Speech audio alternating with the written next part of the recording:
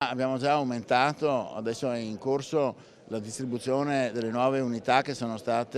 vincitrici di un concorso, e questo avverrà a brevissimo termine e ne trarrà beneficio ovviamente anche Venezia. Il ministro Nordio si è attivato per risolvere molte situazioni al collasso all'interno delle carceri, compreso quello di Santa Maria Maggiore, dove in poco più di 15 giorni si sono tolte la vita 2 persone. Ma non è un compito semplice, spiega. Questi problemi si sono sedimentati nel tempo e il nostro carcere, che dovrebbe avere, il nostro sistema carcerario, che dovrebbe avere un significato e una tendenza rieducativa, come vuole la Costituzione, oltre ovviamente che punitiva, perché la sanzione penale è essenzialmente afflittiva, ma non dobbiamo dimenticare quella rieducativa che appunto è dettata dalla Costituzione, e a questa si rimedia soltanto allargando nell'ambito delle carceri quelle che sono le attività, che sono lo sport e il lavoro. La funzione rieducativa è dunque fondamentale anche una volta scontata la pena.